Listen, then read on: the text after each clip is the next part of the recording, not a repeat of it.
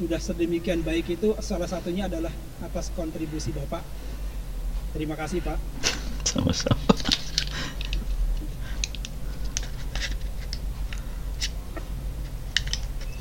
Itulah beberapa profil dari Bapak Ono. Apabila saya sebutkan satu persatu mungkin tidak cukup waktunya. Kemudian selanjutnya kita akan mendengarkan paparan dan penyampaian ilmu dari Bapak Ono. Monggo Pak, disampaikan semaksimal mungkin Pak. Baik, terima kasih. Ya, terima kasih Pak Iwan. Terima kasih buat teman-teman pimpinan di Unrio, juga semua dosen, teman-teman peserta di Sintaks 2023 ini. Terima kasih banyak. Saya akan langsung aja. Materi saya akan saya posting di chat. Ini saya copy paste. Saya belum ini ya. Belum share screen. Saya share screen dulu biar enak. Silakan Pak. Saya share screen. Oke, ini materi saya akan taruh di chat supaya Anda bisa copy paste juga kalau ada apa-apa. Ini harus masuk ke everyone in meeting. Paste. Oke, mudah-mudahan bisa kelihatan. Materinya ada dua tentang computer network sama cyber security. Dalam waktu 40 menit, stres. Objektif yang ada di kepala saya, pengennya saya tidak akan membahas dunia seperti apa, saya lebih membahas apa yang bisa kita buat di Indonesia murah dan terutama cepat dari sisi kecepatan dan sebagainya. Semua referensi ilmunya bisa diakses gratis. Ini kebetulan saya taruh semua kuliah saya di opencourse.itts.ac.id. Nah, teman-teman di Unrio, di kampus-kampus lain, kalau pengen ngopi, monggo silahkan. Free. Syaratnya satu, tolong doain sesudah Anda semua sholat supaya amal ibadahnya diterima. Ini ada kalau suruh bayar kan susah ya, mendingan gratis saya kasih semua dah. Ini ada computer network, ada cyber security, ada big data, data analysis, data engineering, IoT dan sebagainya, banyak banget lah di situ. Ini kalau kami di kampus sudah dilepasin free semuanya. Harapannya anak-anak SMP, SMA, SMK bisa ngambil semua sebenarnya. Tapi kalau ada kampus lain mau ngambil juga monggo silahkan. Kalau di kampus Anda mau ditransfer kredit, monggo banget. Mungkin supaya kita sama-sama dapat kredit di LL Dikti atau di Diknasnya, kita perlu MOU buat kredit kampus aja ini mah. Oke, sekarang masuk ke ini saya kasih lihat lah sedikit lah kalau gitu ya. Ini kuliahnya bisa dilihat di sini nih free. Anda bisa bikin account free, udah gitu bisa akses ke kuliahnya free. Kalau dapat nilai di atas 90 bisa di-download sertifikatnya free juga. Mudah-mudahan bisa dicontoh sama semua kampus supaya bangsa ini bisa pinter. Sebenarnya tujuannya itu sih, supaya bangsa ini pinter. Cuman nanti mereka yang bayar SPP bisa dapat ijazah sarjana. Itu bedanya yang bayar SPP dengan yang tidak SPP. Yang SPP bisa jadi sarjana, yang tidak SPP agak sulit buat dapat ijazah sarjananya gitu. Tapi sertifikat tetap dapat free. Oke. Ini ada kuliah cyber security dan sebagainya. Nah, ini ada masalah sedikit di cyber security. Masalahnya kira-kira gini. Kalau kita lihat nanti partisipannya ada sekitar 12.300 orang, bisa dilihat ini 400 malahan. 2.400 orang dan yang bisa dapat nilai 90 itu ngeri banget. Nah, ini kondisi real Republik Indonesia. Yang bisa dapat nilai 90 saya turun ke bawah sini biar kelihatan aja. Ini sertifikat bagi yang nilai akhirnya di atas 90 dan itu sertifikatnya gratis. Yang bisa dapat sertifikat di atas nilai 90 cuma 17 orang dari 12.000 hampir 500. Jadi itu yang membuat saya galau sih sebenarnya. Makanya saya kasih free aja, udah free. Buku-buku juga bisa diambil free. Saya kasih lihat bukunya, ini dia bukunya. Ini buku perpustakaan saya kebetulan bukan di komputer ini, di komputer server lain di atas, di lantai di atas saya. Kalau cyber security saya kasih lihat sedikit aja ya, cyber security. Ini buku-buku cyber security-nya banyak banget, silahkan di copy. Kalau pengen ngopi silahkan kirim harddisk ke saya free. Cuman ya selipin duit buat ongkos kirim balik harddisknya aja gitu ya. Tapi ini kalau ini saya klik sembarangan aja ya, Leaders Guide to Cyber Security apa ini sekitar sekian 140 halaman doang. Ini bisa dilihat lah di bukunya kayak gini. Oke. Bukunya lumayan banyak yang baru, 2023 juga ada. Oke, ini beres ya urusan referensi. Sekarang saya akan coba naik lagi. Ini referensi beres, sekarang masuk ke komputer network. Masalah paling besar di Republik ini adalah nggak ada sinyal. Oke, kita bisa lihat di nperf sebetulnya. nperf.com. Ini kita nperf adalah network performance. Kita bisa ngukur kondisi network performance di Indonesia. Kita bisa lihat carrier-nya, misalnya Telkomsel yang paling besar lah ya. Kita bisa lihat banget banyak daerah yang kosong, nggak ada sinyal. Akibatnya salah satu solusi yang ini saya bikin dan iseng banget ini, dan ternyata diterima jadi paper journal, conference dan sebagainya, stres saya. Ini kerjaan iseng kok bisa jadi paper journal ya. Ini adalah internet offline. Oke, idenya sederhana banget internet offline ini. Idenya adalah, ini saya kasih lihat di sini internet offline. Ini orek-orekan saya. Ini semua bisa diakses di open course lagi, maaf. onocenter.or.id. Jadi semua ini catatan-catatan saya waktu ngoprek. Jadi salah satu kebiasaan orang ngoprek adalah kita perlu nyatet sih, karena kita pasti akan tua dan akan lupa apa yang kita pikirin. Saya catat, saya bikin orek-orekan di tangan, begitu saya scan, saya tulis, masukin. Nah, kira-kira cara berpikirnya gini. Ini ada, waktu itu saya mikirnya pakai Raspberry Pi, karena Raspberry Pi komputer kecil yang bisa dibawa kemana-mana, bisa pakai charger. Ternyata belakangan ini saya mulai berpikirnya berubah. Di lapangan sebenarnya banyak PC, komputer tuh banyak, cuman hard disknya pada jebol. Jadi ini Raspberry Pi saya ganti pakai flash disk sih sebenarnya akhirnya. Tapi intinya, semua konten yang ada di internet di-copy, masukin ke SD card, masukin ke Raspberry Pi, tapi ini SD card sekarang udah mulai saya ganti pakai USB aja. Dalam USB-nya saya masukin sistem operasi server, kemudian dicolokin Raspberry Pi, saya ganti pakai PC biasa, dimasukin ke WiFi, orang bisa akses lokal pakai WiFi ini. Gitu ya. Jadi dengan cara ini kita bisa punya konten internet yang offline, buku-buku dan sebagainya, termasuk tryout. Ini contohnya, ini nggak terlalu offline sih sebenarnya. Tangsel belajar. Ini pemerintah Tangsel misalnya, implementasinya Pemkot Tangsel, mereka bikin situs supaya sekolah-sekolah bisa belajar nggak usah pakai pulsa. Mereka nyebarin WiFi di semua kelurahan, kecamatan di Tangsel, termasuk sekolah-sekolah, masjid dan sebagainya, dia pasang free WiFi, dan akibatnya siswa bisa akses ke tryout ini free. Gitu, nggak usah kayak pulsa. Kalau ini bisa dikopikan ke satu Republik Indonesia, bangsa ini bisa pinter sih intinya. Nah, bentuknya nanti yang flash disk, kalau mau lihat cara bikinnya, saya kasih catatan cara bikinnya juga. Kalau kita lihat ke bawah, maaf. Ini keywordnya masuk ke onocenter.or.id, masukin internet offline, Anda bisa ke bawah ya. Di sini ada USB flash disk. Ini cara installnya, yang bawah sini saya makainya, yang ini yang Ubuntu 22.04. Ini saya jelasin banget cara bikinnya. Yang ini Kiwix itu buat bikin supaya Wikipedia bisa offline. Terus bank soalnya juga saya bikinin, kepaksa saya bikinin bank soal buat SD kelas 1, 2, 3, 4, 5. Saya yang bikin itu. Soalnya minta tolong guru-guru segala macam, ternyata susah, mereka juga nggak kenal modal. Oke, ini beres ya urusannya. Kita tahu flash disk harganya murah, harganya paling 50.000, kita udah bisa bikin server offline buat sekolah-sekolah. Kalau pengen ngopi yang udah jadi, silahkan kirim hard disk, nanti saya kopiin semuanya gratis. Gitu ya, beres ya. Sip. Mudah-mudahan ini nanti bisa disebarluaskan supaya bangsa ini jadi pinter, kira-kira kayak gitu. Nah, sekarang lanjut. Salah satu yang seru lagi adalah Wi-Fi-nya itu sendiri. Wi-Fi kebanyakan buatan Taiwan, Cina, segala macam. Ternyata Indonesia hari ini sudah berhasil bikin Wi-Fi sendiri. Namanya Voltec. Kita bisa lihat di sini. Ini bukan, ya kepaksa kayak iklan ya, minta maaf.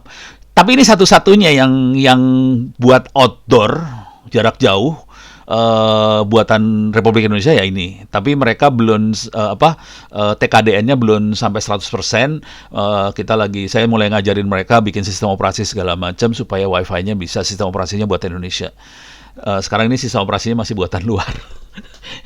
Jadi ternyata yang masalah adalah coding gitu ya. Hardware udah mulai jago sih, desain udah mulai jago. Oke, kira-kira gitu.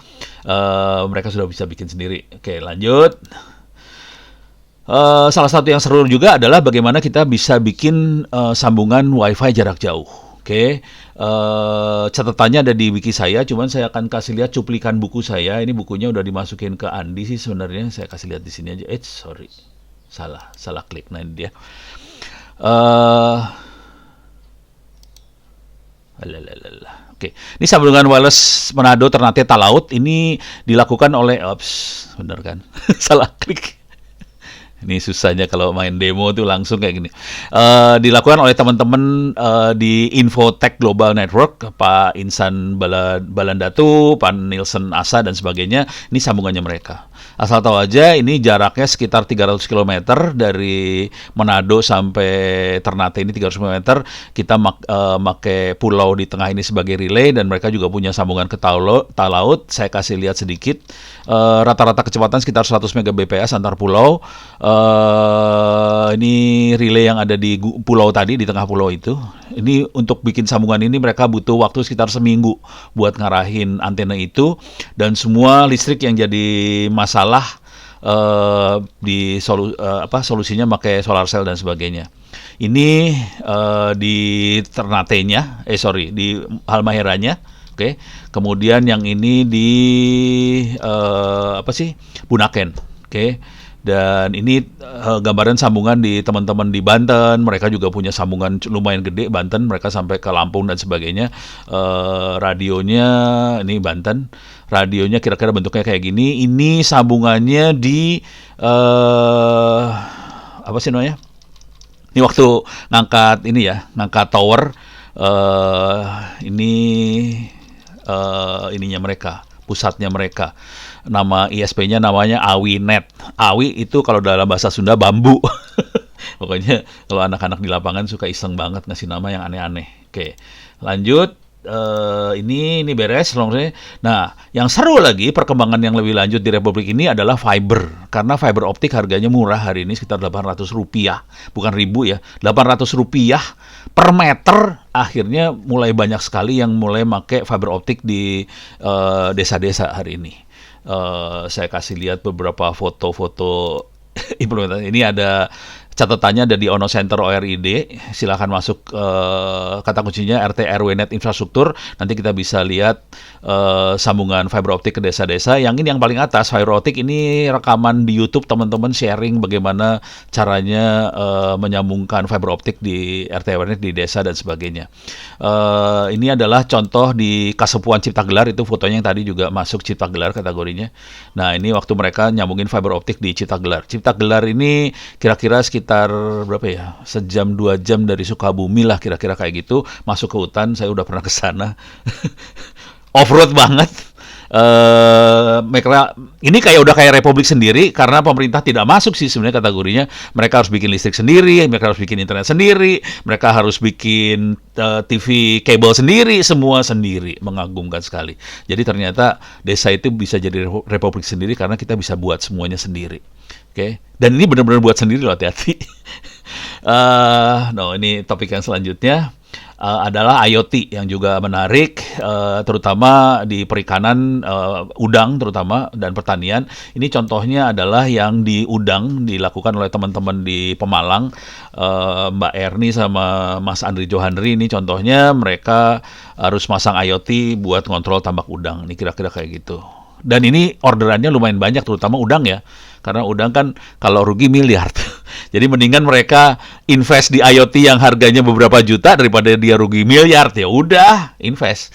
Jadi teknologinya benar-benar dipakai dan mereka betul-betul nyari solusi supaya mereka tidak kerugiannya nggak miliar gitu. Ini buat kontrol suhu, kontrol pH dan sebagainya. Kira-kira kayak gitu. Oke, ini saya loncat lagi, masuk yang terakhir yang di jaringan adalah 5G. Oke, kalau Anda mau ngelihat ininya ada di Ono Center ORID/wiki, masukin kata kuncinya 5G, ini kelihatan teks-teksnya, ada yang lebih ke arah teori di atasnya dan di bawahnya ini banyaknya lebih implementasinya seperti apa. Saya akan klik di sini, contohnya ini adalah core network atau dalam bahasa sederhananya adalah core network sederhananya kira-kira sentral telepon lah. Ini yang jago nih teman-teman Telju sih sebenarnya. Mereka beruntung, jadi ceritanya waktu itu saya ketemu sama teman-teman Telecommunication Infrastructure Project, TIP, di internasional. Mereka mau naruh lab TIP Lab di ITB, di Institut Teknologi Bandung. Terus saya bilang sama anak-anak TIP di internasional ini, jangan di ITB lah, mending taruh di Telkom University aja. Soalnya teman-teman Telkom University lebih dekat dengan operator, mudah-mudahan nanti bisa diimplementasikan di operator. Kira-kira gitu ide dasarnya. Dan ternyata mereka turun ke Telyu, dan sebenarnya peralatannya di Telyu lebih bagus daripada yang punya saya. Karena saya swadaya sendiri, nggak punya duit, orang kere. Ya udah, ini saya semuanya free. Yang kita pakai ada free 5GC. Cuman sekarang saya banyaknya pakai Open 5GC, GS sorry salah. Sudah nyoba segala macam dengan putus asa segala macam. Kita sekarang terakhir nyoba pakai Docker. Buat bikin sentral teleponnya. Ini catatannya kira-kira hardware-nya. Nah, yang seru di hardware-nya ini ada SSH EPC segala macam. Nah, yang seru adalah di bagian base station-nya. Kita bisa pakai SSRAN, pakai open air interface dan sebagainya, dan ini kita butuh hardware beneran untuk convert data digital menjadi sinyal radio beneran. Konverter ini ada banyak pilihannya, di atas ini saya dijelasin juga. Hardware-nya di sini ada Atus B210, Atus X3, ini mahal-mahal, yang dua ini lebih murah. Lime SDR sama Blade RF lebih murah. Saya sendiri makanya yang Atus B210, harganya sekitar 20 juta sih sebenarnya. Barangnya ada di, ini kelihatan nggak ya? Ntar saya stop share ya. Oke, supaya kelihatan muka saya. Ini kelihatan nggak ya? Fokusnya susah nih dia. Susah. Ya, kira-kira gini lah. Susah. Nggak kelihatan. Saya akan share screen aja lagi buat ngelihat dari layar lebih gampang. Ini barangnya saya pegang nih. Sengaja saya cabut dari peralatan yang ada. Tapi kalau Anda mau nyari, barangnya bisa dicari di sini. Misalnya Atus B210. Cuman masukin ke Indonesianya seru nih urusannya. Harganya juga seru. Kalau sampai ketahan di bea cukai, urusan nangis sih sebenarnya. Teknik yang biasa kita pakai adalah kita ngambilnya dari Singapura. Jadi kirim ke Singapura, ke teman di Singapura, kemudian kita terbang ke Batam, pakai ferry ke Batam, angkut dari Singapura ke Batam. Itu teknik yang kita pakai. Soalnya kalau pakai cara normal biasanya ditahan di Cengkareng. Menyebalkan. Kejadian, jangan khawatir. Ini agak mahal, kalau lihat harganya lumayan horor. Di sini harganya 23 juta. Ya mungkin kalau buat penelitian biasa masih masuk lah ya. Kalau yang mau rada murah tapi bisa mahal juga adalah Blade RF. Ini harganya sekitar hampir sama yang Atus. Yang benar-benar murah adalah Lime SDR. Ini lebih murah banget. Cuman ya kualitasnya nggak sebagus yang itu, gitu, kira-kira gitu ya. Jadi ada harga ada rupa lah, kira-kira sederhananya kira-kira kayak gitu. Oke, ini urusan 5G. Oke, sekarang saya masih punya waktu sekitar berapa menit lagi, 20 menit kurang kayaknya. Kita masuk ke cybersecurity. Ini masalah besar sekali di Republik ini, karena tadi sudah saya kasih lihat dari 12.500-an orang yang daftar di cybersecurity di opencourse.ittest.ac.id, hanya sekitar belasan orang yang bisa dapat sertifikat dengan nilai 90. Akibatnya ternyata fatal banget. Kemarin misalnya imigrasi jebol, ada Bank B 3 huruf jebol, semuanya jebol, rata-rata dijebolnya karena usernya tidak aware masalah internet safety, terus juga teknik serangannya sebagian itu makainya enkripsi, ransomware dan teman-temannya. Oke, untuk internet safety kita kasih free juga di open course. Ini ada big data, ini IoT, mana internet safety-nya ya? Lupa. Ini bukan, bukan. Ya udah, intinya ada kuliah internet safety di sini. Coba safety. Ini ada soal internet safety, ada yang internet safety bener, yang free-nya. Salah. Balik lagi. Ini dia, ada internet safety. Jadi bisa diambil di sini, dan ini banyak dipakai sama bank-bank sih sebenarnya, beberapa perusahaan swasta make. Kenapa sampai dipakai mereka? Karena ono males. Jadi kejadiannya mereka ngundang, Bono bisa jelasin tentang internet safety. Ini kayak Ono muter kaset kan. Bayangin orang muter kaset berkali-kali kan sakit hati juga lama-lama ya. Akhirnya saya bilang, udahlah saya bikinin e-learningnya free, gratis, silahkan diakses. Dan ini nanti kalau ada nilainya nanti bisa diambil sama manajemen. Kayak Bank Indonesia, akhirnya mereka ngambil bank soalnya, mereka minta bank soalnya, Pono bisa minta bank soalnya nggak? Saya kasih bank soalnya ke Bank Indonesia, kemudian mereka akhirnya pakai Bang Soal ini buat tiap kali ada orang login dikasih soal dulu. Jahat ya. Tapi akibatnya manajemen jadi tahu kira-kira profil keamanan si karyawannya seperti apa. Dari situ dia bisa menindaklanjuti dengan kegiatan supaya internet safety-nya lebih bagus. Kira-kira kayak gitu ya. Itu internet safety. Sekarang naik lagi ke atas. Sini dia. Ransomware. Ini masalah besar di ransomware karena solusinya hampir nggak ada. Solusi yang paling aman cuman backup data, jadi kita harus backup data. Cuman sebetulnya ransomware Anda bisa pakai Ran Simulator, ini buatan teman-teman Indonesia juga nih. Mana ya? Ini dia. Di Ran Simulator, ini buatan teman-teman Cyber Army, teman-teman saya juga sih sebenarnya.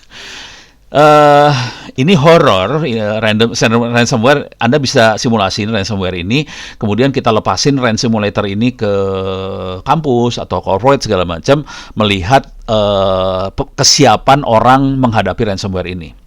Nah, yang ngeri dari ransomware adalah ransomware itu tidak terdeteksi oleh antivirus karena dia dienkripsi.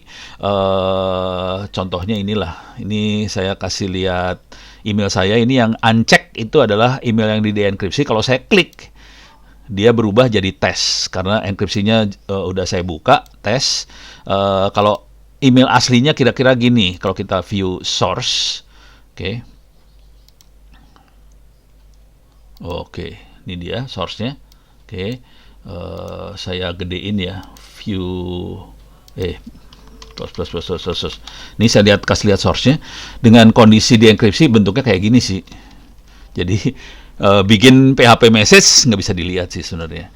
Nah, bayangkan ada virus atau ransomware ini dengan bentuk kayak gini, antivirusnya nggak bisa deteksi apa-apa sih. Dia pikir ya udah teks dikirim, padahal itu virus yang masuk, dan itu yang terjadi dengan ransomware. Akibatnya jebol semua. Gitu.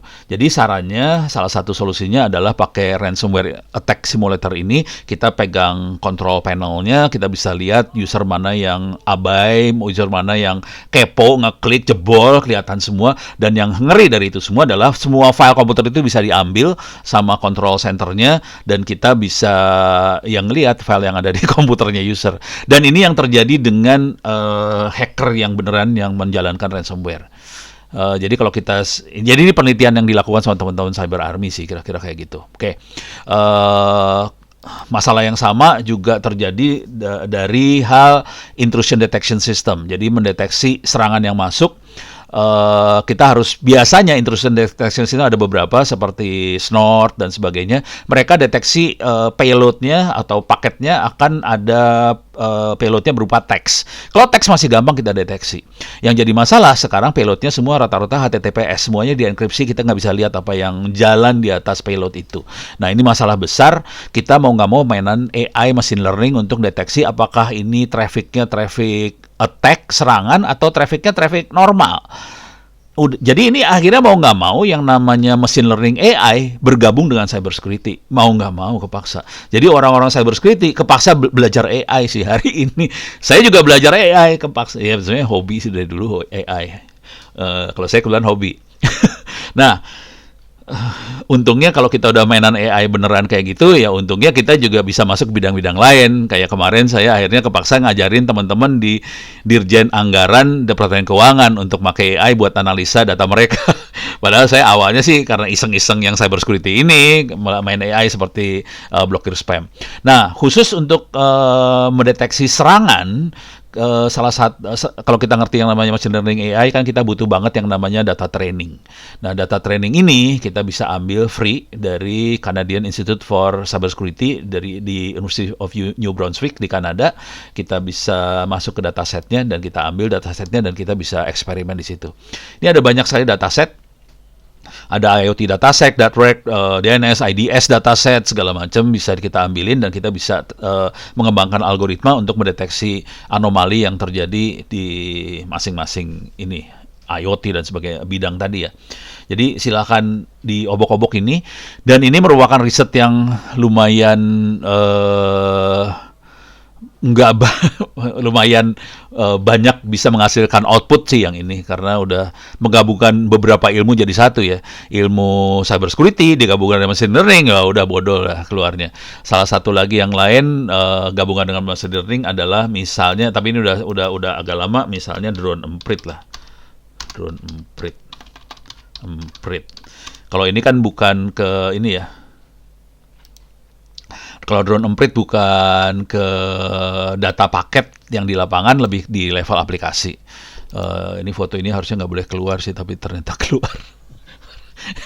Ini Ismail Fahmi yang bikin drone emprit. Ini gurunya Ismail Fahmi, kebetulan Ismail Fahmi S1-nya tugas akhirnya bareng saya sih. Jadinya ya udah, ini gurunya sama muridnya ketemu, tapi ini muridnya udah mulai mengudara, udah keren juga dia. Oke, jadi dia bisa nganalisa, tapi di belakang itu machine learning. Pada dasarnya dia crawling, ngambil data-data media sosial, udah gitu melakukan klasifikasi dan sebagainya, pakai machine learning lah, kira-kira kayak gitu. Oke, lanjut.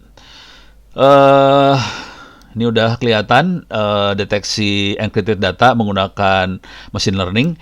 Nah, yang seru juga, yang ngeri banget dari cyber security ini adalah deep fakes. Mungkin sebagian udah mulai tahu sih deep fakes ini harusnya sih.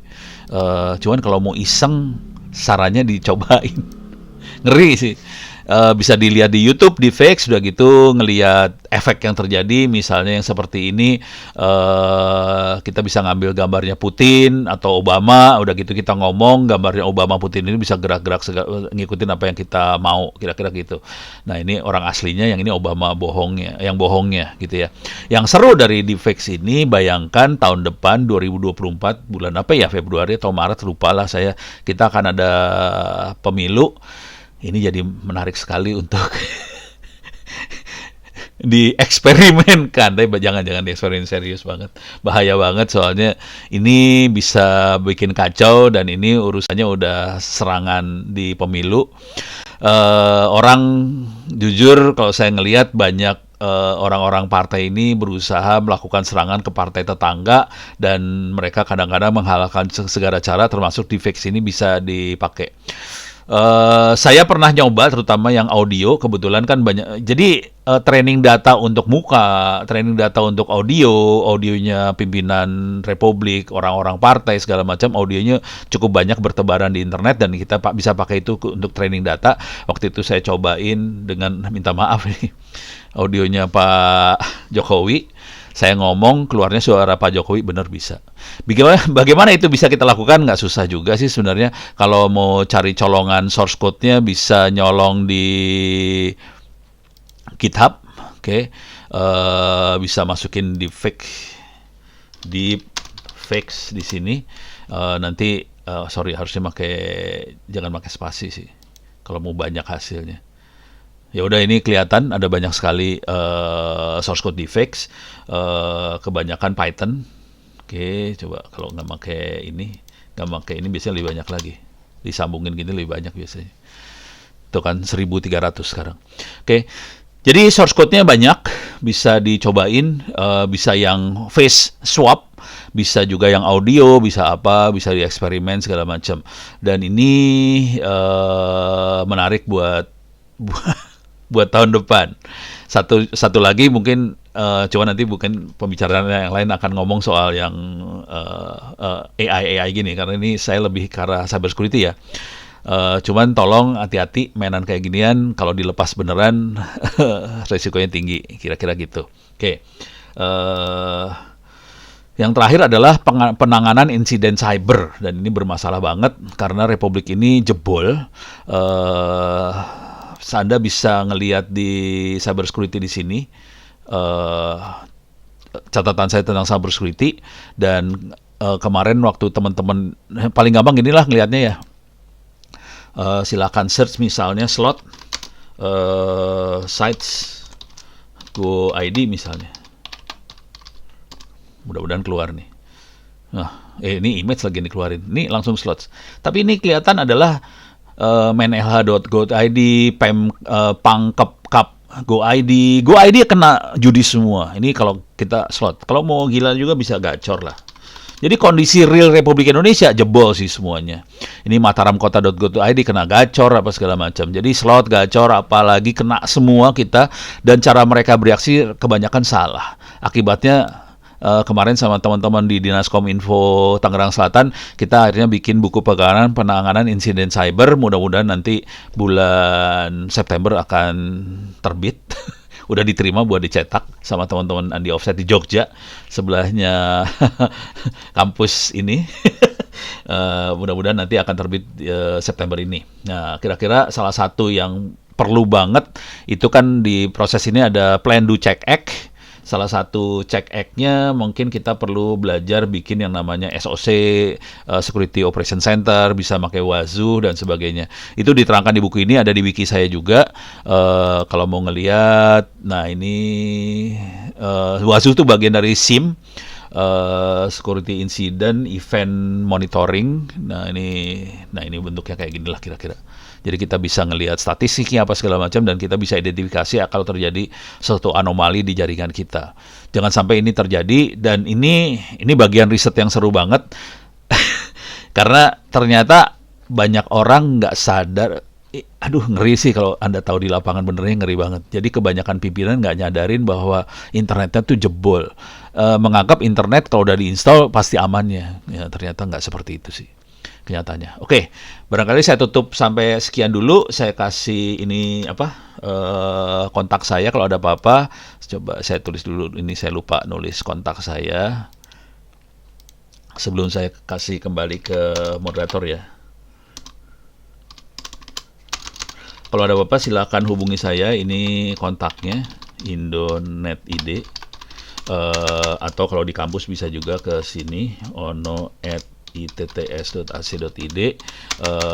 Diskusi bisa lewat Twitter @onowepurbo. Oke. Terima kasih atas kesempatannya. Mudah-mudahan bisa bermanfaat. Saya kembalikan pada moderator. Billahi taufiq wal hidayah. Assalamualaikum warahmatullahi wabarakatuh. Terima kasih.